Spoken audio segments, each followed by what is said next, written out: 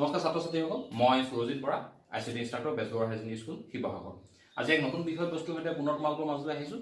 চ' আজি আমি পঢ়িম ক্লাছ 12 ফিজিক্সৰ চেপ্টাৰ নম্বৰ 14, আৰু তাৰ টপিকটো হৈছে conductor, insulator and semi conductor, অৰ্থাৎ পৰিবাহী, অপৰিবাহী আৰু অৰ্ধ পৰিবাহী।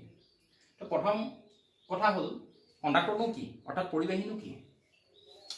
কণ্ডাক্টৰ হৈছে কিছুমান মেটেৰিয়েল য'ত large number of free electrons থাকে, আৰু এই ফ্ৰী ইলেক্ট্ৰনছবিলাক কি হৈছে? Charge career.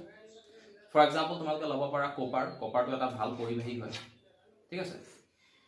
এতিয়া নেক্সট আহোঁ, ইনচুলেটৰ কি? ইনচুলেটৰ হৈছে এনে কিছুমান মেটেৰিয়েল য'ত ফ্ৰী ইলেক্ট্ৰনছ প্ৰায় আমি নাই বুলিয়ে ক'ব পাৰোঁ, অৰ্থাৎ তাত চাৰ্জ কেৰিয়াৰ নাথাকিব, হয়নে? তো তাৰ মাজতে কি হ'ব?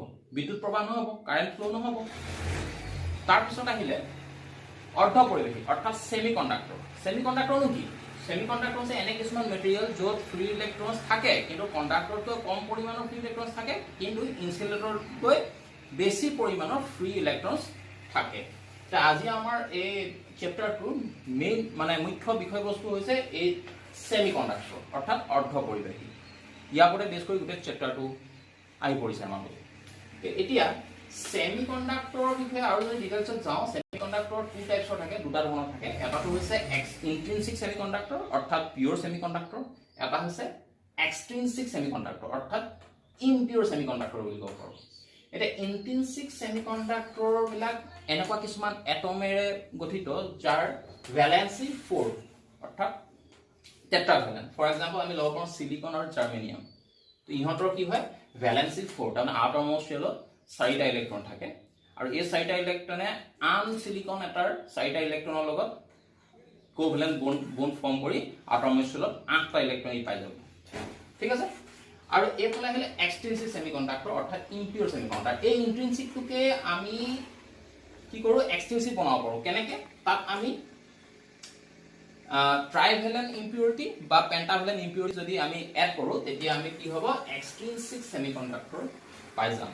আৰু এই এক্সট্ৰিনচিক ছেমিকণ্ডাক্টৰ কি বুলি কয়? ইম্পিয়ৰ ছেমিকণ্ডাক্টৰ অৰ ডপ ছেমিকণ্ডাক্টৰ। ডপ ছেমিকণ্ডাক্টৰ বুলি কেলে কোৱা হয়? যিটো প্ৰচেছৰ সহায়ত আমি এটা ইন্ট্ৰিনচিক ছেমিকণ্ডাক্টৰত ট্ৰাইভেলেন্ট বা পেণ্টাভেলেন্ট ইম্পিউৰিটি এড কৰি তাক এক্সট্ৰিনচিক ছেমিকণ্ডাক্টৰ বনাই দিওঁ, এই প্ৰচেছটো ডপিং বুলি কয়। সেইকাৰণে এই ছেমিকণ্ডাক্টৰটো কি বুলি কয়?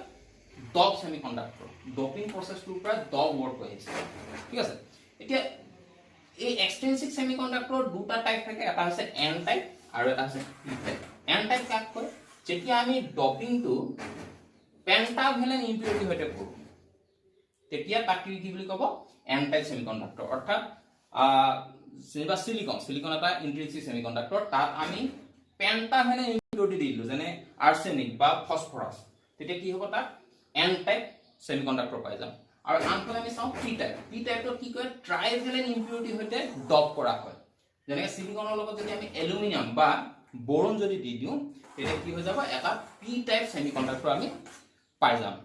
এতিয়া কেনেকৈ পাম, কি কথা, তাৰ বিষয়ে আৰু সবিশেষ আমি পঢ়োঁ।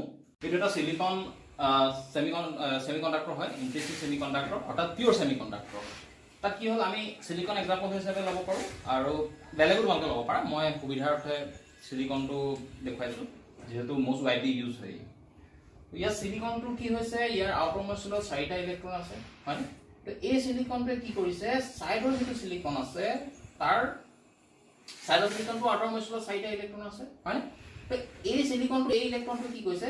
ছাইডৰ চিলিকনটোৰ ইলেক্ট্ৰনটোৰ লগত কি কৰিছে? কোভেলেন্ট বন্ড ফৰ্ম কৰিছে, ইলেক্ট্ৰন শ্বেয়াৰ কৰিছে, অৰ্থাৎ ভাগ বতৰা কৰিছে, হয়নে? এন্তে বন্ড ফৰ্ম কৰিছে। ঠিক একেদৰে এই ইলেক্ট্ৰনটোৱে কি কৰিছে? ছাইডৰ যিটো ওচৰৰ যিটো চিলিকন আছে, তাৰ এই ইলেক্ট্ৰনটোৰ লগত বন্ড ফৰ্ম কৰিছে, হয়নে? কোভেলেন্ট বন্ড ফৰ্ম কৰিছে। তেনেকৈ গোটেই চিলিকন এটমবিলাকে ইটোৱে সিটোৰ লগত কোভেলেন্ট বন্ড ফৰ্ম কৰি আছে। এতিয়া ইয়াৰ মাজেদি আমি কণ্ডাক্টিভিটি আমি কেনেকৈ বঢ়াব পাৰোঁ? কণ্ডাক্টিভিটি বঢ়োৱাৰ এটা উপায় আছে কি? আমি যদি ইয়াত হিট দি দিওঁ, হিট দি দিয়াৰ লগে লগে কি হ'ব? এই বণ্ডবিলাক উইক হৈ যাব। উইক হৈ যোৱাৰ লগে লগে কি হ'ব? এই বণ্ডবিলাকৰ পৰা ইলেক্ট্ৰন বাহিৰলৈ ওলাই আহিব।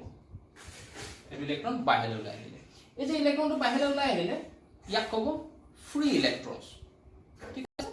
এতিয়া এই যে ইলেক্ট্ৰনটো ওলাই আহিলে, ইয়াৰ স্পেচটো কি হৈ গ'ল? খালী হৈ গ'ল। খালী হৈ গ'ল নে?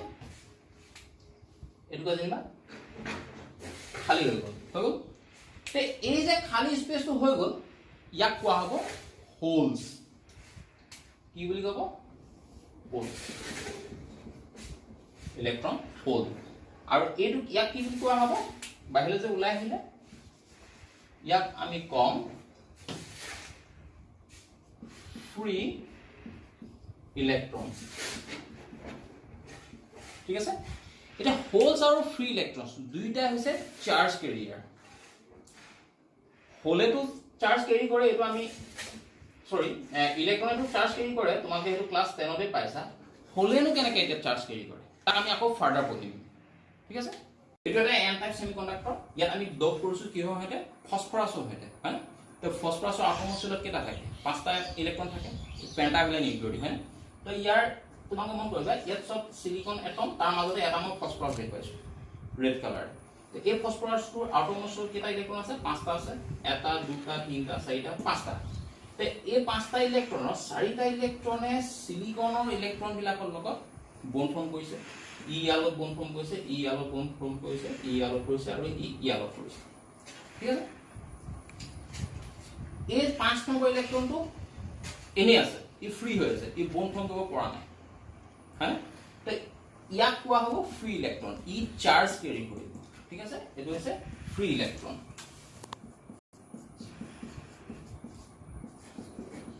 ফ্ৰী ইলেক্ট্ৰন এটা মন কৰিবা n টাইপ সেমিকন্ডাক্টৰ n মানে হৈছে নিগেটিভ কেলে ইয়াত ম্যাক্সিমাম চাৰ্জ কেৰিয়াৰ হৈছে ইলেক্ট্ৰন ফ্ৰী ইলেক্ট্ৰন মানে তো ইলেক্ট্ৰন মানে কি ই নিগেটিভ তো সেইকাৰণে ইয়াত n মানে n নিগেটিভ বুজাইছে ঠিক আছে এতিয়া আমি একে ধৰণে p টাইপ সেমিকন্ডাক্টৰৰ কথা পঢ়ো p টাইপত কি পাম আমি ইয়াত যেনিবা আমি বোৰনৰ সৈতে ডপ কৰিম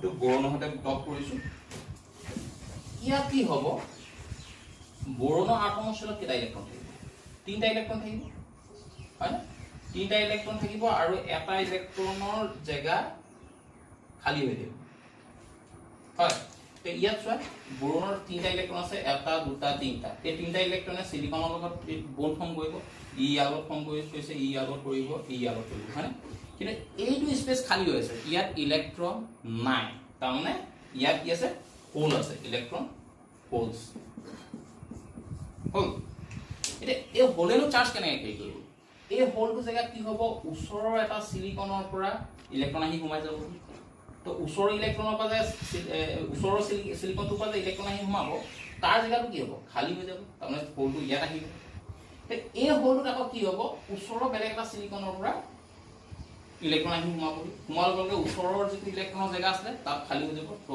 তাত হোল ফৰ্ম হ'ব তো ফাইনালি হোলখিনিয়ে চাৰ্জ কেৰি কৰি গৈ থাকিব তো ইয়াত কি হ'ব p টাইপত p ফৰ পজিটিভ কেলে ইয়াত ম্যাক্সিমাম চাৰ্জ কেৰিয়াৰ হৈছে হোলস মানে হোলে কি কৰে ইলেক্ট্ৰন একসেপ্ট কৰে সো ই হ'ব পজিটিভ ঠিক আছে তো এতিয়া আমি কণ্ডাক্টিভিটিৰ ওপৰত আমি বেস কৰি সেমিকন্ডাক্টৰ কথা পঢ়িলো এতিয়া এনাৰ্জি বেণ্ডৰ ওপৰত বেস কৰি আমি পঢ়িম এতিয়া আমি এনাৰ্জি বেণ্ডৰ ওপৰত পঢ়িম এনাৰ্জি বেণ্ডনো কি হয় একচুয়ালি চোৱা তোমালোকে যেনিবা ধৰি লোৱা এইটো এটা এটম হয় আৰু এই এটমটো কি হ'ব এটা এটমিক অৰবিটেল থাকিব সিমিলাৰলি এইটো এটা এটম যেনিবা তো এই এটমটো এটা এটমিক অৰবিটেল থাকিব এই দুটা এটম যেনিবা লগ লাগি কি হৈ গ'ল এটা মলিকিউল ফৰ্ম কৰিল হয় তো মলিকিউল ফৰ্ম কৰাৰ লগে কি হ'ব মলিকুলাৰ অৰবিটেল থাকিব ঠিক আছে প্ৰতিটো এটমৰ এটা ইলেক্ট্ৰনিক কনফিগাৰেশ্যন থাকে ইলেক্ট্ৰনিক কনফিগাৰেশ্যনটো কেনেকৈ থাকে 1s2 2s2 2p6 3s2 এনেকৈ ধৰণৰ থাকে হয় আৰু এইটো যেনিবা এটম তাত কি হ'ব এইকেইটা এটা শেল আছে ফাৰ্ষ্ট সেকেন্ড আৰু থাৰ্ড তো তাত কি হ'ব প্ৰতিটো শেলতে ইলেক্ট্ৰন থাকিব আৰু প্ৰতিটো ইলেক্ট্ৰনৰে প্ৰতিটো লেভেলতে কি হ'ব এটা ফিক্স এনাৰ্জি লেভেল থাকিব ঠিক আছে প্ৰতিটো অৰবিটত এটা ফিক্স এনাৰ্জি লেভেল থাকিব আৰু কি হ'ব ইয়াৰ এনাৰ্জি লেভেলটো গ্ৰেজুৱেলি ইনক্ৰিজ হ'ব ইয়াত যিমান এনাৰ্জি থাকিব ইয়াত তাতকৈ বেছি থাকিব ইয়াৰ বাহিৰটোত আৰু তাতকৈ বেছি থাকিব তো গ্ৰেজুৱেলি তাৰমানে কি হ'ব এনাৰ্জি লেভেলটো বাঢ়ি গৈ থাকে এতিয়া দুটা এটম লগ লাগি যেতিয়া মলিকুল হৈ গ'ল মলিকুলৰ এতিয়া এনাৰ্জি লেভেলটো আমি কেনেকৈ দেখাম ডায়াগ্ৰামেটিক্যালি দেখাওঁচোন এইটো এটা যেনিবা এটমৰ এনাৰ্জি লেভেল দেখাইছোঁ তাত কি হ'ব এইটো 1s ৰ কাৰণে এইটো 2s ৰ কাৰণে এইটো 2p কাৰণে এইটো 3s ৰ কাৰণে দেখুৱা তো দুটা এটমৰ যেতিয়া লগ লাগি এটা মলিকুল ফৰ্ম হ'ব সেই মলিকুলৰ এনাৰ্জি বেণ্ডটো আমি কেনেকৈ দেখাম এনেকুৱা ধৰণৰ হ'ব তো মলিকুলত কি হ'ল যেনিবা দুটা এটম আছে বুলি ধৰি লৈছোঁ তো ফাৰ্ষ্টটোৰ কাৰণে 1s আহিলে ছেকেণ্ডটোৰ কাৰণে 1s ষ্টাৰ দিছোঁ ছেকেণ্ডটোৰ কাৰণে 2s থাকিব তাৰপিছত 2s ষ্টাৰ থাকিব তাৰপিছত আৰু অকণ গেপ থাকিব তাৰপিছত 2p থাকিব 2p ষ্টাৰ থাকিব হয়নে তো মাজত এটা এনেকৈ স্পেচ থাকিব গেপ থাকিব ঠিক আছে এতিয়া মলিকুলটোত অকল এটম এটাই থাকিব নেকি ঢেৰ থাকিব পাৰে তো বহুত বেছি হয়তো যেতিয়া এটম থাকিব তাৰ এনাৰ্জি লেভেলটো আমি এনেকৈ দেখুৱাম এনেকৈ ব্লেক কালাৰ শ্বেডেড লাইন দি দেখুৱাম ইয়াত 1s দেখুৱাইছোঁ মাজত এটা স্পেচ থাকিব তাৰপিছত 2s দেখুৱাব তাৰপিছত স্পেচ থাকিব তাৰপিছত 2p থাকিব এনেধৰণে যাব ঠিক আছে তো একেবাৰে টপ লেভেলত যিটো এনাৰ্জি বেণ্ড থাকিব এনাৰ্জি লেভেল থাকিব সেইটোকে ক'ব ভ্যালেন্স বেণ্ড ঠিক আছে এতিয়া নেক্সট আমি চাওঁ এতিয়া আমি এনাৰ্জি বেণ্ড মেটেলৰ ক্ষেত্ৰত অৰ্থাৎ কণ্ডাক্টৰৰ ক্ষেত্ৰত চাওঁচোন তো কণ্ডাক্টৰৰ ক্ষেত্ৰত কি হৈছে এটাটো মই যে কৈছিলোঁ এনাৰ্জি বেণ্ড যিটো টপ লেভেলৰ এনাৰ্জি বেণ্ড থাকে তাক কয় ভ্যালেন্স বেণ্ড ঠিক আছে ইয়াত আমি ভ্যালেন্স বেণ্ডৰ ওপৰত আৰু এটা বেণ্ড আছে বুলি ধৰি লৈছোঁ এইটো হৈছে কণ্ডাকশ্যন বেণ্ড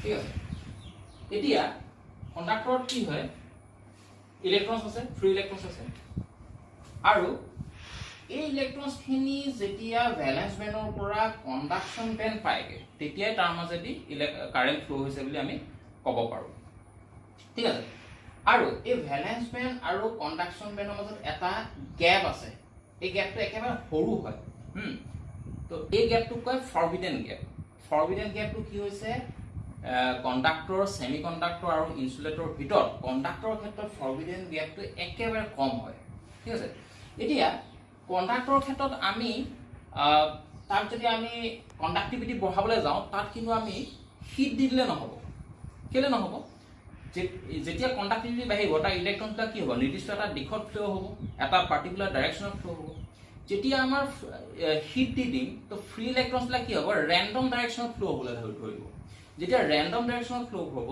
তেতিয়া কাৰেণ্টটো নিৰ্দিষ্ট এটা পাথত নাযাব তো কণ্ডাক্টিভিটি ডিক্ৰিজ হৈ যাব তাত ঠিক আছে এতিয়া ইনচুলেটৰৰ ক্ষেত্ৰত চাওঁ ইনচুলেটৰৰ ক্ষেত্ৰত কি হ'ব ভ্যালেন্স বেণ্ড আছে আৰু কণ্ডাকশ্যন বেণ্ড আছে আৰু এই ভ্যালেন্স বেণ্ড আৰু কণ্ডাকশ্যন বেণ্ডৰ মাজত কি হ'ব এটা ডাঙৰ গেপ আছে এইটো কয় ফৰবিডেন গেপ ঠিক আছে এই ফৰবিডেন গেপটো কি হৈছে ইনচুলেটৰৰ ক্ষেত্ৰত চবতকৈ বেছি থাকে এতিয়া ইলেক্ট্ৰনখিনি যেতিয়া ভ্যালেন্স বেণ্ডৰ পৰা কণ্ডাকশ্যন বেণ্ড পাবগৈ তেতিয়া আমি ইলেক্ট্ৰন ফ্ল' কাৰেণ্ট ফ্ল' হৈছে বুলি আমি ক'ব পাৰোঁ এতিয়া ইয়াত যদি আমি ইলেক্ট্ৰন ফ্ল' কৰিবলৈ চাওঁ আমি কাৰেণ্ট ফ্ল' কৰিবলৈ যদি চাওঁ তেতিয়া কি হ'ব এনাৰ্জি দিব লাগিব এনাৰ্জি দিয়াৰ লগে লগে এই গেপটো ডিক্ৰিজ হৈ যাব তেতিয়া কি হ'ব ভ্যালেন্স বেণ্ডৰ পৰা কণ্ডাকশ্যন বেণ্ডলৈ কি হ'ব ইলেক্ট্ৰন ফ্ল' হ'ব ফাইনেলি মানে কাৰেণ্ট ফ্ল' হ'ব এতিয়া কথা হ'ল কি ইয়াত যদি আমি ইলেক্ট্ৰন ফ্ল' কৰিবলৈ যাওঁ আমাৰ এনাৰ্জি বহুত বেছি লাগিব গতিকে ইমান এনাৰ্জিৰ কাৰণে আমি কষ্ট নকৰোঁ মাথা নামাৰোঁ কিন্তু এতিয়া ছেমি কণ্ডাক্টৰত চাওঁ ছেমি কণ্ডাক্টৰ কি হৈছে ভ্যালেন্স বেণ্ড আছে কণ্ডাকশ্যন বেণ্ড আছে এতিয়া আমি ভ্যালেন্স বেণ্ডৰ পৰা কি কৰিব লাগে ইলেক্ট্ৰনখিনি কণ্ডাকশ্যন বেণ্ডলৈ নিব লাগে এতিয়া কি কৰিম তাত আমি কিন্তু হিট দিব পাৰোঁ ইয়াত যদি হিট দিব পাৰোঁ তেতিয়া কি হ'ব ইলেক্ট্ৰনখিনি ফ্ল' হ'ব মানে ফাইনেলি কাৰেণ্ট ফ্ল' হ'ব তাৰমানে ঠিক আছে কিন্তু ইয়াত যদি আমি কণ্ডাক্টিভিটি বঢ়াবলৈ চাওঁ ইয়াত কি কৰিব লাগে বহুত পৰিমাণৰ কিবা এনাৰ্জিৰ প্ৰয়োজন নহয় ইয়াত কিন্তু হিট দি দিলে আমাৰ কি হ'ব কণ্ডাক্টিভিটি কমি যাব ছেমি কণ্ডাক্টৰত কিন্তু হিট বডি দিলে কণ্ডাক্টিভিটি বাঢ়িব আৰু ইনচুলেটৰত কি হ'ব আমি কণ্ডাক্টিভিটি বঢ়াবলৈ হ'লে বহুত এনাৰ্জিৰ প্ৰয়োজন হ'ব আৰু ইমান এনাৰ্জি আমি খৰচ নকৰোঁ দৰকাৰ নাই সেইকাৰণে আমি ইনচুলেটৰত আমি কণ্ডাক্টিভিটি বঢ়াবলৈ আমি কষ্ট নকৰোঁ ইয়াত কি হ'ব ইনচুলেটৰত এনাৰ্জি গেপটো কি হ'ব কিমান হ'ব গ্ৰেটাৰ দেন 7 ইলেক্ট্ৰন ভল্ট কেলৈ হ'ব এই যিটো ভেলু আছে এই বেলেগ বেলেগ বুকত বেলেগ বেলেগ ভেলু পাবা কাৰণ মেটেৰিয়েলছৰ ওপৰতো ডিপেণ্ড কৰে মেটেৰিয়েলছটো যদি চেঞ্জ হৈ যায় তো 7 টাইপ পোৱা 6 ক'ৰবাত 8 ক'ৰবাত 8.5 এনেকুৱা পাব পাৰে আৰু কি হ'ব এই এনাৰ্জি গেপটো হেৰিত কিমান হয় ছেমি কণ্ডাক্টৰ কিমান হয় ইয়াত 2.0 ইলেক্ট্ৰন ভল্টৰ সমান হয় বা তাতকৈ অলপ আশে পাশে থাকিব 1.1 হ'ব পাৰে 2.5 হ'ব পাৰে এনেকুৱা হ'ব পাৰে বেলেগ বেলেগ মেটেৰিয়েলছ লৈ ভেৰি কৰিব তো বেলেগ বেলেগ কিতাপত বেলেগ বেলেগ পাব পাৰে গতিকে মই আশা কৰোঁ তোমালোকে এনাৰ্জি বেণ্ড বুজি পাইছা তো ইয়াৰ ফাৰ্ডাৰ আমি নেক্সট ভিডিঅ'ত কি কৰিম আৰু নেক্সট টপিকৰ ওপৰত আমি আলোচনা কৰিম তোমালোকে লাগিছে কিবা নুবুজা আছে তোমালোকে স্ক্ৰীণত দেখা হোৱাটছআপ নম্বৰত মোলৈ হোৱাটছআপ কৰিব পাৰা হোৱাটছআপ নম্বৰটো লিখি লোৱা 9706125355 আৰু ইমেইল আইডিটো নোট কৰি ল'ব পৰা। মোৰ ইমেইল আইডিটো হৈছে surajit.borah38@gmail.com।